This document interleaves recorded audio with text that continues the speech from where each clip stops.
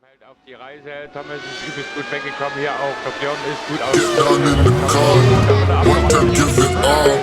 Bust it open hard, let me see you jump. Get down in the get down in the car.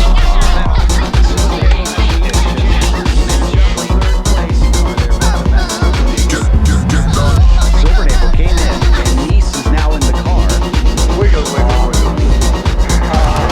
Get down in the car.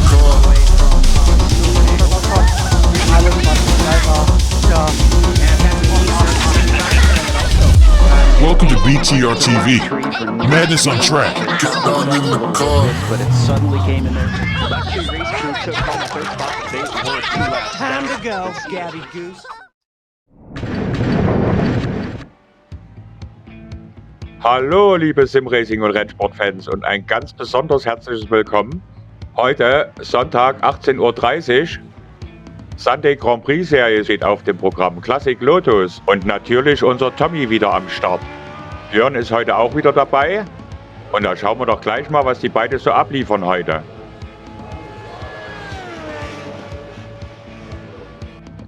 Bisher noch nicht. Die Qualifikation hat begonnen, Tommy. Ja. Aber wenn ich hier unten in den Keller reinkomme, das stinkt schon so ein bisschen hier. Ich muss hier mal Luft. Heute sind wir also zu Gast im fernen Australien, Phillip Island. So.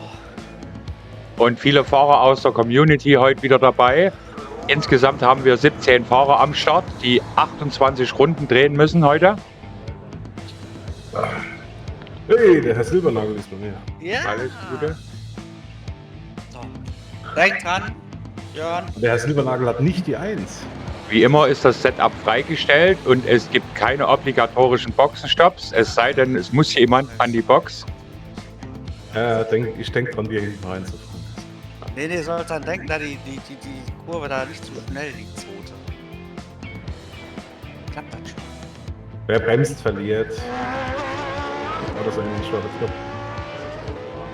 Wie immer gibt es auch heute keinen Fast Repair, wobei ich denke, dass das hier mal sinnvoll wäre, wenigstens einen einzuführen. Win or die, oder? Zuschauer, die oft bei uns dabei sind, wissen, dass es Fahrer gibt, die oft die erste Kurve nicht überstehen. Und da rede ich nicht nur von einem Rennen, da rede ich von fast jedem Wochenende.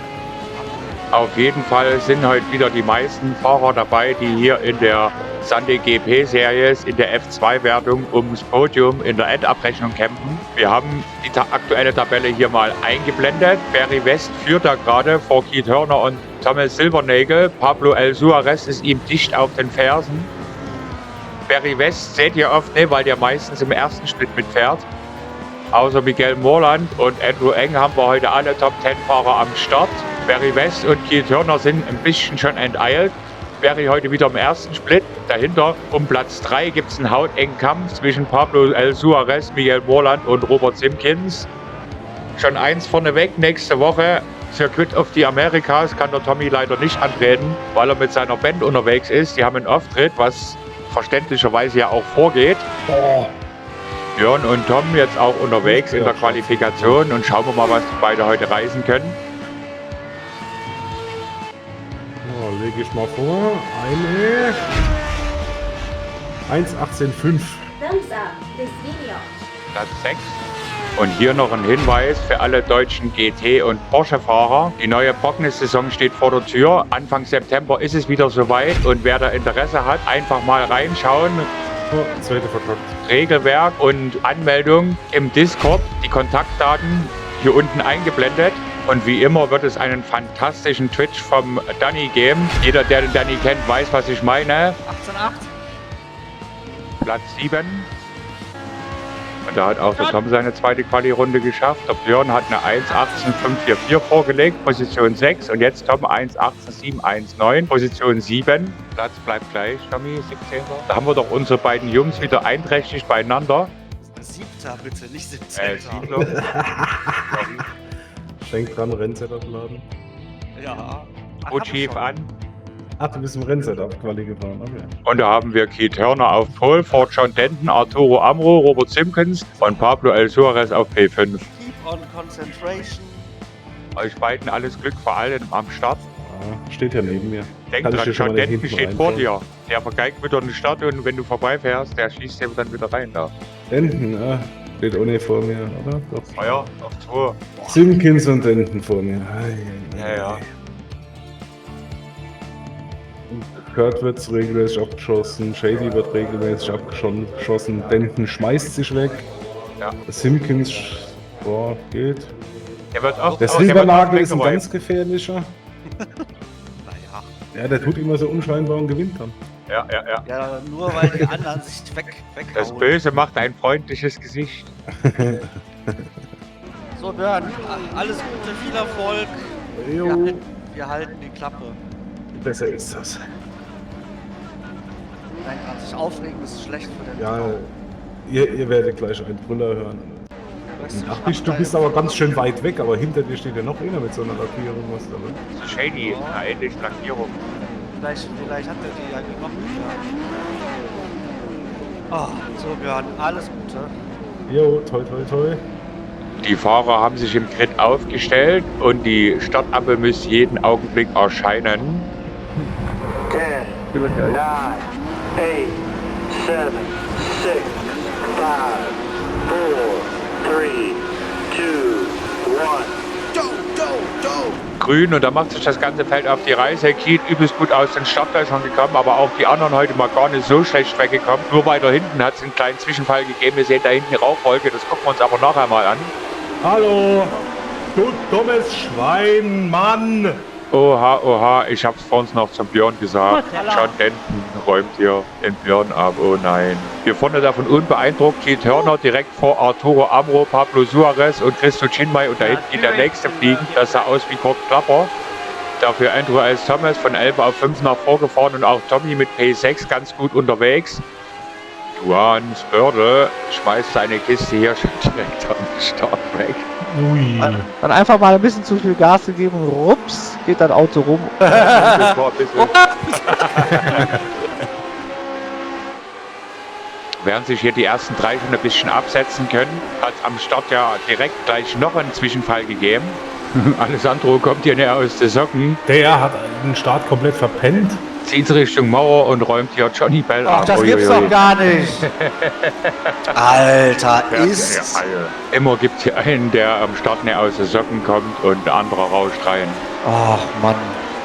Dafür Tommy mal wieder vom Rennglück geküsst. Liegt ja auf P6 vor ihm Andrew S. Thomas, der einen Bombenstart hingelegt hat, von ziemlich weit hinten nach vorgefahren. Hinter ihm Shady Amat direkt im Nacken. Dann schon ein kleiner Abstand zu Paul Ferrer. Björn weit zurückgefallen. Seinen Unfall gucken wir uns jetzt gleich nochmal an. Und täglich grüßt das Murmeltier. John Denton räumt wieder den Björn ab. Unnötig, einfach unnötig. Autsch. Autsch, Autsch, Autsch, Autsch, Autsch. Vollkommen sinnlos. Wieso bleibt er nicht links? Ja, Und Robert Simpkins geht hier gleich mitfliegen und hat Mühe hier, dass er den Björn nicht trifft. Ja, okay, das war so eine ganz leichte Berührung. Was ein Hirn,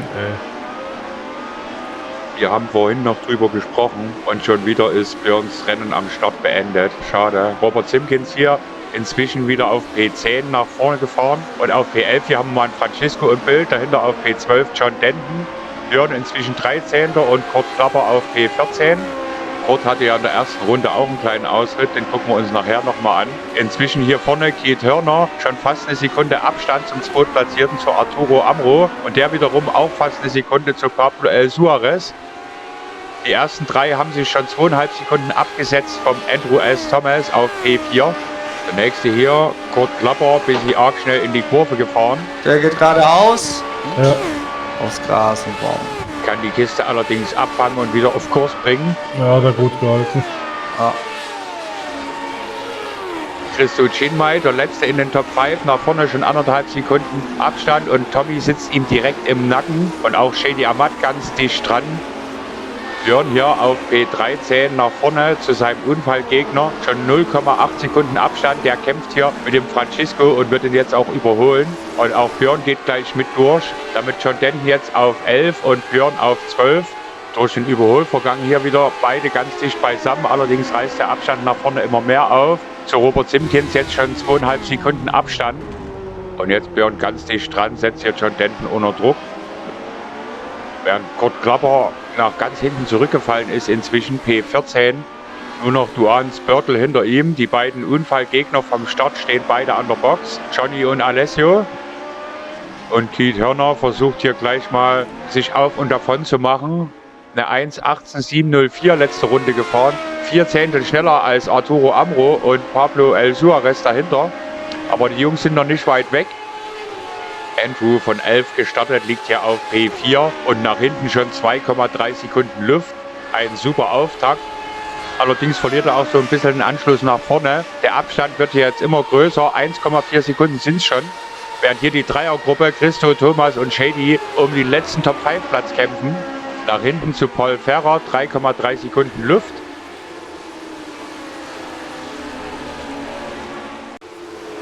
Björn hängt hier immer noch hinter John Denton fest, genauso wie Robert Simpkins hinter Peter Bruschnitzky festhängt. Und hier hat es einen kleinen Zwischenfall gegeben, wir sehen es gerade hier. Da stehen noch die Rauchschwaden. Da müssen wir gleich mal gucken, was hier vorgefallen ist. Jetzt ist der Robert vorbeigegangen am Peter, der hier bei dem Vorfall gerade ein bisschen ins Straucheln kam, kann sich aber vor John und Björn halten, die weiterhin hier um P11 kämpfen, aber jetzt dicht dran sind. Und da geht der nächste fliegen. Wen haben wir da? Paul Ferrer hier ein bisschen zu schnell in die Kurve gefahren und verliert sein Auto. Am besten nix. Ja. Fiese Stelle da. Da kommen auch schon die Gegner, aber alles gut gegangen. Und während wir uns den Zwischenfall gerade angeschaut haben, ist Björn jetzt an seinem Gegner vorbeigegangen und liegt somit auf P11. Während Tommy immer noch hier mit Christo und Shady um die Position kämpft. Jetzt hat er Christo einen kleinen Fehler gemacht und muss seine Kontrahenten hier vorbeilassen. Damit Tommy jetzt auf P5 und Shady Amat auf P6. Christo jetzt auf P7 zurückgefallen.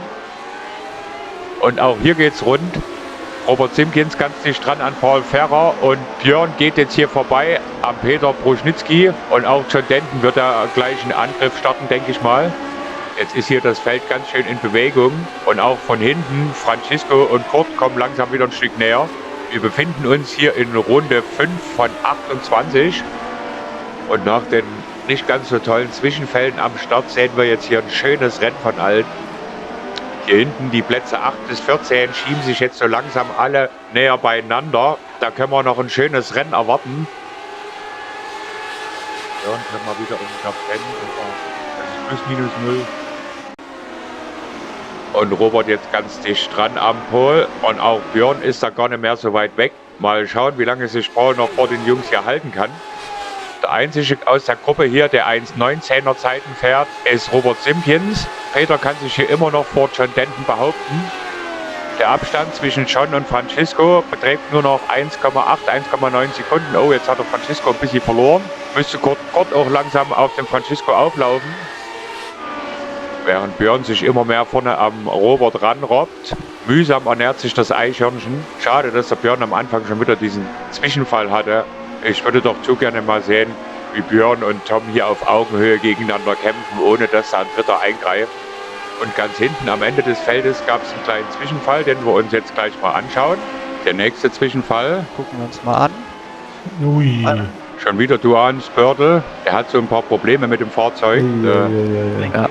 Oh, der ist aber langsam unterwegs, ey. Naja, hat auch extrem niedriges Rating. Ja. Okay. Das gibt's doch gar nicht. Duan Spörtl, 5 Meter weiter. Schmeißt die Kiste schon wieder weg. Der hat ein paar größere Probleme. Da hast du wohl recht. Hi, mein lieber Schnolli. Und Keith hier, unser Spitzenreiter, 1,5 Sekunden vor Arturo Amro, hat jetzt den Duan Spörtl auch schon das erste Mal eingeholt und wird ihn sicherlich gleich überrunden. Arturo fährt heute auch ein Top-Rennen hier auf P2. Nach hinten zum Pablo, 1,92 Sekunden. Aber auch Pablo El Suarez heute absolut fehlerfrei, genauso wie Andrew S. Thomas, ein Top-Rennen nach Blitzstart. Runde 9. Tom und Shady können sich jetzt so langsam ein bisschen vom Christo absetzen. Allerdings der Abstand nach vorne zu Andrew S. Thomas schon 4,5 Sekunden. Da geht es wohl eher heute darum, den Top-5-Platz abzusichern. Tommy bisher fehlerfrei, ein super Rennen. Er schafft es immer irgendwie mit ein bisschen Durchblick, dem Kuddelmuddel am Start aus dem Weg zu gehen. hat aber heute nicht ganz die Pace, um vorne um den Sieg mitzukämpfen. Nichtsdestotrotz, Top-5-Platz ist immer spitze. Allerdings sein Hauptgegner um den 3. Platz in der Sunday GP-Series-Wertung, Pablo El Suarez, liegt hier zurzeit auf P3. Und wir haben den nächsten kleinen Zwischenfall, den wir uns mal anschauen. Juan Spörtl mal wieder. Der kriegt die Kurve nicht. So ist das. Oh, der hat vergessen zu lenken, schätze ich mal. Der hat, glaube ich, allgemeine Probleme hier mit der Fahrzeugbeherrschung. Ja. Eieieiei. Hier die Dreiergruppe rund um Paul, Robert und Björn immer noch ganz dicht beisammen. Inzwischen 4 Sekunden Abstand zu John Denton nach hinten, der inzwischen auf P11 liegt. Haben beide den Peter Bruschinski überholt, der inzwischen auf P12 zurückgefallen ist. Oh, hier Repco-Kurve. Tommy jetzt seinen 5. Platz an Shady Amat verloren. Kleiner Fahrfehler, kleiner Wackler. Und Shady ist durchgegangen. Und sofort ist auch Christo wieder in Reichweite. Somit haben wir jetzt eine neue Reihenfolge. Und da sehe ich gerade hier, oh, da hat es gerade einen Zwischenfall gegeben. Andrew S. Thomas. Das müssen wir uns gleich mal im Replay anschauen, was da passiert ist. Andrew S. Thomas auf P4 liegend. Okay, der hat Gas gegeben auf dem Curb, ne? Und eingedreht, aber... Wow! Flugeinlage, Salto rückwärts. Wow. Alter Vater. Zum Glück steht ja nichts im Wege hier. Echt Schwein gehabt. Ja. Uiuiui, das war doch mal eine wilde Flugeinlage vom Andrew, der hier sicher am meisten erschrocken sein wird. Ist jetzt auf den 10. Platz zurückgefallen, liegt kurz vor John Denton. Und hier ist Björn, greift Robert an. Seite an Seite und da ist er auch vorbei. Damit Björn jetzt auf den 8. Platz nach vorgefahren und Robert liegt hier auf P9. Andrew dann damit auf dem 10. John Denton 11. und Kurt Trapper auf P12. Ein schönes Duell hier um den 8. Platz zwischen Björn und Robert. Allerdings kann Paul sich jetzt wieder ein kleines bisschen von den 2 Jungs absetzen. Und von hinten kommt schon wieder Andrew S. Thomas mit Riesenschritten angebraust. Robert macht hier Druck auf den Björn. Oh, der legt jetzt hier einen kleinen Fahrfehler hin, kommt ein bisschen ins Straucheln und sofort kann der Robert wieder vorbeigehen. Und da kommt auch direkt der Andrew und versucht hier seine Chance zu nutzen. Björn kann aber noch mal vorn bleiben. Auf jeden Fall ist Andrew jetzt ganz dicht dran. Das wird noch ein heißer Tanz werden. Tommy hier kann sich zusammen mit Shady immer mehr von Chris und Chinmay absetzen. Allerdings kommt er am Shady auch nicht mehr vorbei. Versucht sich in dessen Windschatten zu hängen. Super Rennen bisher. Hier auf P3 haben wir mal Pablo El Suarez im Bild. Da vorne 2,9 Sekunden Abstand zu Arturo Amro und fast 9 Sekunden Luft nach hinten. Dann haben wir hier Arturo auf P2 und ganz hier vorne Keith Hörner fährt hier ein Mega-Rennen. Wir hatten wieder einen kleinen Zwischenfall. Ach, guck mal. Ach du Scheiße, was ist das denn hier? John Denton, Björns Lieblingsgegner, gibt in der Kurve hier ein bisschen viel Gas, die 60 und dreht sich raus. Richtig so. Okay. Und zum Glück sind hier die Kiesbetten und Auslaufzonen groß genug, dass es da keine Probleme gibt. Weiter geht's. Ja. Und der Gang geht nicht rein, warum? Fuck off! Oh, Björn hat hier Schaltungsprobleme und rodelt durchs Kiesbett. Andrew und Kurt sind durchgegangen, fällt auf P11 zurück, jetzt auf P12. Auch der Peter ist dann noch durchgeschlüpft und von hinten kommt Francisco angerauscht. Die ganze Abholjagd für die Katz, schade. Und da hoffen wir doch mal alle, dass bei dem Verschalter der Motor keinen Schaden genommen hat.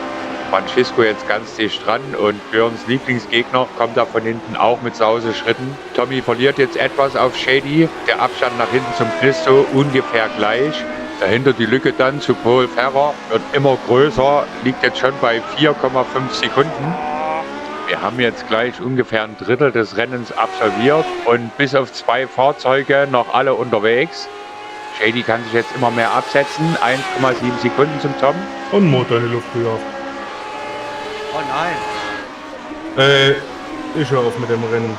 Also mit der Rennserie. Oh, und da ist Björns Auto in Rauch aufgegangen. Wir sehen die Rauchzeichen hinter dem Reifenstapel. Aus die Maus und ich kann die Enttäuschung verstehen. Schade, der nächste Ausfall von Björn. Aber ich denke mal, wenn hier der anfängliche Frust vorbei ist, wird sich Björn auch wieder ins Auto setzen. Der liebt die Serie viel zu sehr. Ich höre, glaube ich, auch auf mit dem Rennen. Macht's gut.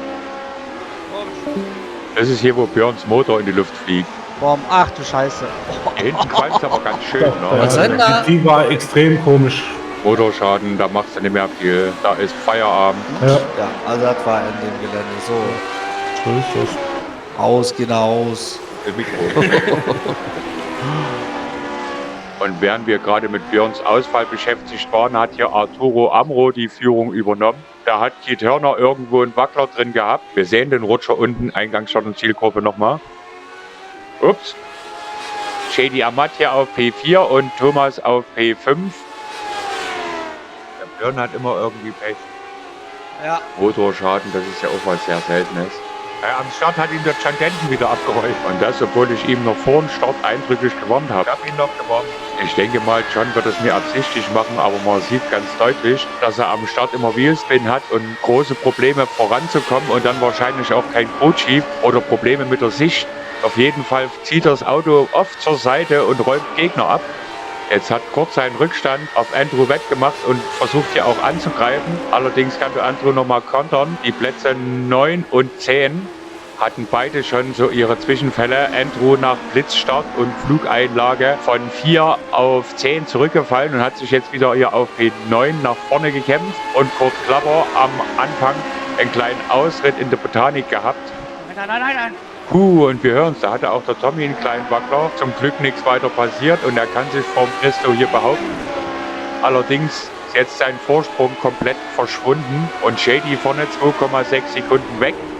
Da heißt das Motto für den Rest des Rennens Top 5 Platz verteidigen. Und es gab den nächsten kleinen Zwischenfall, den wir uns mal angucken sollten. Peter Brusnitzky. Und richtig im Tokio-Drift. Haben wir gut abgefangen. Zum Glück sind ja hier die Auslaufzonen riesig, eine Runde durchs Kies und weiter geht's. Okay. Hier vorne Arturo Amro, immer noch 2,9 Sekunden Vorsprung vor Keith Hörner. Allerdings hat der Keith jetzt eine 1,18464 gefahren. Das ist ungefähr eine halbe Sekunde schneller wie vorne der Arturo. Und Pablo ist da auch noch in lauer Stellung und gar nicht weit weg. Das ist noch nicht mal eine Sekunde nach vorne zum Keith. Shady auf P4 fährt ähnliche Rundenzeiten, allerdings 5,5 Sekunden Abstand. Tommy ungefähr eine halbe Sekunde langsamer im Schnitt. Schöne Cockpit-Aufnahmen hier von Pablo in der Siberia-Kurve. Pablo in den letzten Rennen immer im Kampf um den Sieg vorne mit dabei. Meistens allerdings auf P2 oder 3. Ein Sieg ist ihm bisher verwehrt geblieben in der Saison. Nichtsdestotrotz einer von den schnellen und vor allen Dingen sehr, sehr fairen Fahrern hier in der Lotus-Serie. Und weiter hinten im Feld gab es wieder einen Zwischenfall, den wir uns doch direkt gleich mal anschauen. So, was haben wir da? Juan Spörtl, der nächste Dreher. Alter Vater. Ja, das Übliche halt. Der hat einfach mal ein bisschen zu viel Gas gegeben und rups ging das Auto rum.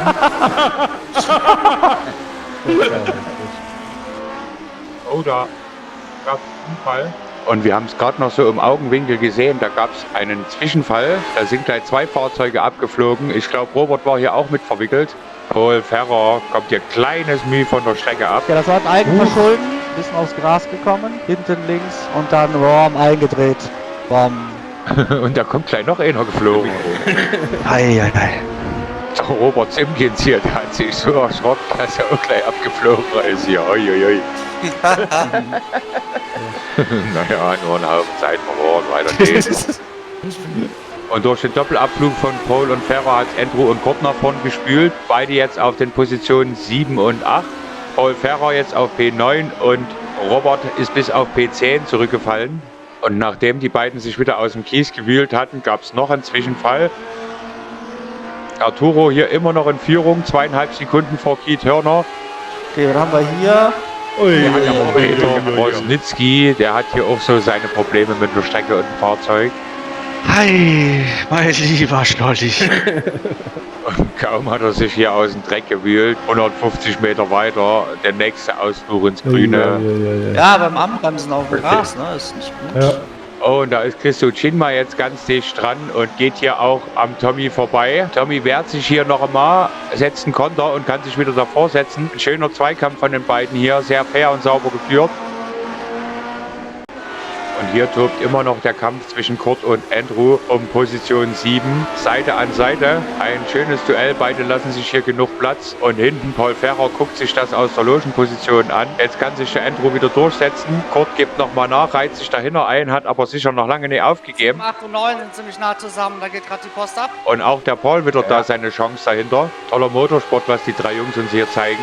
Kämpfen hier fair und sauber und doch unerbittlich. Jetzt greift Paul an, versucht hier am Kurt vorbeizugehen. Seite an Seite, jetzt vielleicht hier zu dritt. Ne? Oh ja, Paul mit einem riesen Überschuss geht hier an beiden vorbei. Ein tolles Überholmanöver. Die Plätze 7, 8 und 9. Aber Andrew hat auch noch lange nicht aufgegeben. Versucht hier Druck zu machen. Jetzt kommt der Paul ein bisschen ins Rutschen. Aber Andrew reiht sich nochmal hinten ein. Kurt guckt sich das aus der sicheren Position an und wartet auf den Fehler der beiden Jungs vor ihm. Jetzt geht Andrew außen vorbei. Was für ein geiles Überholmanöver hier vom Andrew in der Repco-Kurve. Außen rum, Wahnsinn. Paul versucht zu kontern, keine Chance. Andrew kann vorn bleiben. Ein toller Kampf hier und auch der Paul hat hier noch lange nicht aufgegeben. Versucht gleich direkt wieder zu kontern. Jetzt dürften sich ja hier auch so langsam die Reifen bemerkbar machen. Wir haben sie eben gerade auch beim Tommy gehört, der hatte gerade einen kleinen Wackler, aber alles gut. Liegt hier auf einem soliden 5. Platz. Christo Cienma jetzt 0,9 Sekunden Abstand. Und wir haben den nächsten Zwischenfall, den wir uns mal anschauen sollten. Schalten wir doch direkt mal hin. Wen haben wir denn jetzt hier? Lass mal gucken hier. Start. Oh, Francisco. Ist einfach zu schnell und jetzt einfach zu früh am Gas und wupp, weg ist er. Bisschen zu weit auf dem Randstein rausgekommen. Ja. Aber fährt schnell von der Strecke weg, um hier niemand anders im Weg zu liegen. Super. Fairer Sportsfreund. Ja. Shit happens. Die Jungs sind jetzt hier in der 19. von 28 Runden. Nächster Angriff von Paul Ferrer. Andrew macht hier innen schön dicht, kann hier diesmal vorn bleiben. Und der Kurt guckt sich das hier aus der sicheren Position an, hält sich hier aus allen Scharmützeln und Techtelmechteln raus.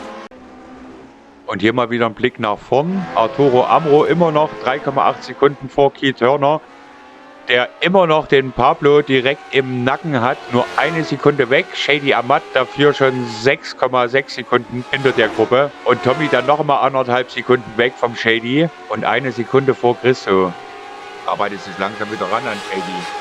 Wir sehen es ja im Relativ. Der Abstand, der war schon größer.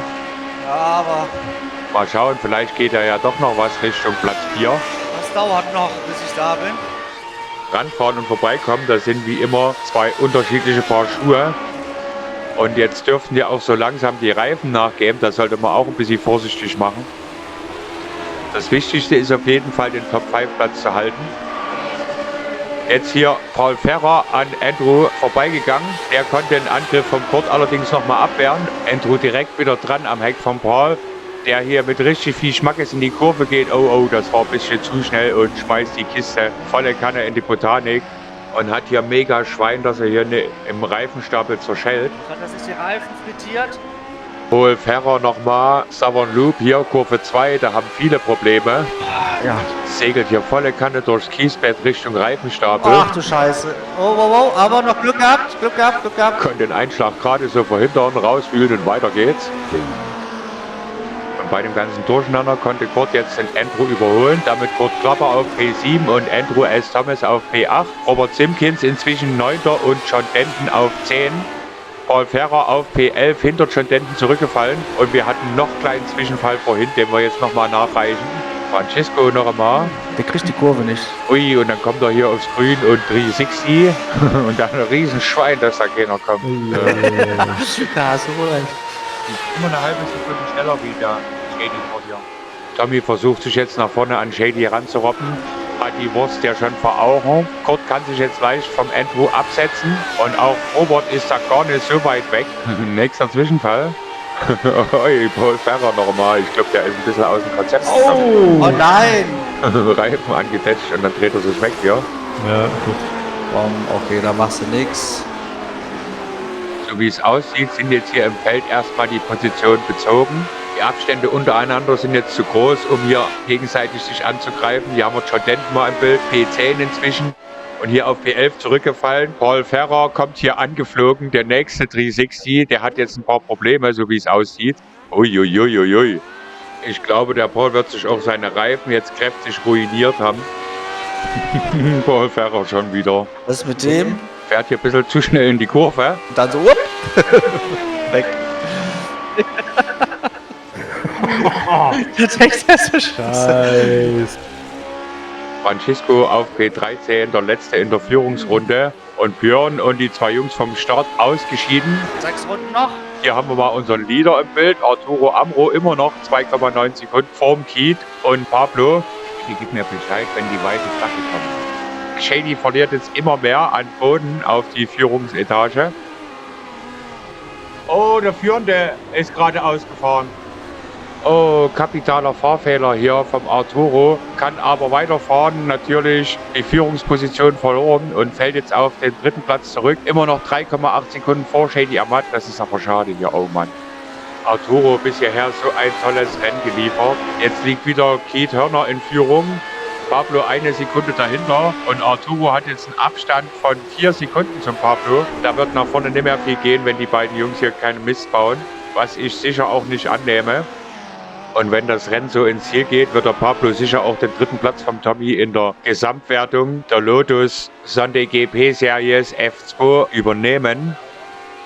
Verdientermaßen zeigt hier ein tolles Rennen, hat sich bisher keinerlei Fehler oder Wackler oder sonst irgendwas geliefert und ist immer noch ganz dicht dran an Keith Hörner. Arturo Amro auf dem sicheren 3. Platz, Shady, dann kommt der Tom und hier Christo. Die Jungs schieben sich jetzt wieder ein bisschen zusammen, man sieht es hier auch optisch. Ich denke mal, die Jungs werden jetzt alle mit den Reifen zu kämpfen haben.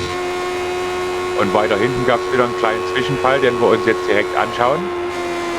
Andrew bekommt hier auch Ausgangs-MG-Kurve Probleme. Er ist etwas zu spät gelenkt, dann zu viel gelenkt und dann weg war er. Ja. Auf den Grünstreifen gekommen und die Kiste geht ab. Ja. Ups, zum Glück nochmal gut gegangen. Und oben im Bild sehen wir, Shady hat jetzt den Arturo eingeholt und da geht er auch vorbei, sauber gemacht. Das ist nochmal spannend zum Schluss hier, ja? Ja. Ich glaube, der Arturo hat sich die Reifen kaputt gefahren. Da hat Arturo aber auch fair mitgespielt und durch das Techtelmechtel vorne Tommy und Christo jetzt wieder dicht dran gekommen an ihre Gegner. Ihr seht oben, Tommys Switch ist in der Zwischenzeit abgekackt und das Rennen nimmt hier nochmal richtig Fahrt auf. Runde 25 und die Positionen haben sich hier jetzt etwas gefestigt. Christo auf P6 und hier auf P7 Kurt Klapper. Hat sich inzwischen vom Robert freifahren können. 3,5 Sekunden. Nach hinten dann John Denton auf Position 9. 4,5 Sekunden weg vom Robert. Und hier auf P10 nach diversen Zwischenfällen der Andrew. Hinter ihm dann auf P11 Paul Ferrer. Hat die Kiste jetzt so langsam wieder im Griff.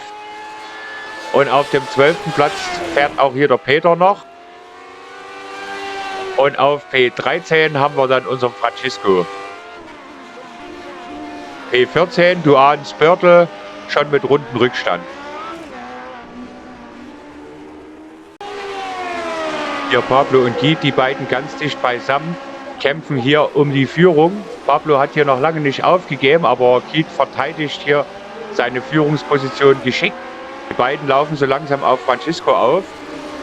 Hier wird bis zur Ziellinie um den Sieg gekämpft und auch um P3 weiter hinten hat es ja einen schönen Kampf gegeben. Shady hat sich jetzt inzwischen ein kleines bisschen freifahren können und liegt 8,5 Sekunden hinterm Pablo, mit dem wir hier gerade mal mitfahren. Kommt hier immer wieder nah ran, hat aber bisher noch keine Möglichkeit gefunden, am Keith irgendwo vorbeizugehen. Man sieht hier, beide kämpfen auch mit den Reifen. Vorletzte Runde jetzt gleich. Ja. Keith und Pablo haben die 27. Runde schon eröffnet. Und die beiden ganz eng beisammen. Das Rennen geht jetzt in seine heiße Phase. Wir sehen es hier. Pablo versucht alles, um irgendwie noch am Keith ranzukommen. Er schnuppert am ersten Saisonsieg. Du hast gerade die schnellste Rennrunde hingebrettert. Tommy dreht jetzt auf und fährt die Rundenzeiten der Spitze. Eine 1:18,458. Wow. Bestätigt mal wieder meine Theorie, mit ein bisschen mehr Übung könnt ihr hier überall vorne mitfahren. Aber ihr wisst, Zeit ist so eine Sache. Tommy ist dran am Arturo, aber dran sein ist die eine Sache, vorbeigehen die andere. Shady hat schon fast eine Sekunde auf dem Arturo rausgefahren. Und Keith kämpft hier immer noch mit Pablo. Die zwei haben inzwischen über 8 Sekunden Vorsprung auf den Rest des Feldes und werden wahrscheinlich den Sieg unter sich ausmachen. Die gehen ja gleich in die letzte Runde. Und da haben Keith und Pablo auch das Finale eröffnet. Letzte Runde. White Flag. Und auch Tommy nimmt hier die letzte Runde in Angriff. Hat beruhigende 0,7 Sekunden Vorsprung auf den Christo. Da dürfte nicht mehr viel anbrennen, aber auch Shady relativ sicher. Nur Pablo versucht hier noch den ersten Sieg der Saison rauszuholen. Ganz dicht dran am Kiez. Da ist das letzte Wörtchen noch lange nicht gesprochen. Hey, die haben einen Fehler gemacht. Allerdings wird Pablo keinen Holzhammer auspacken.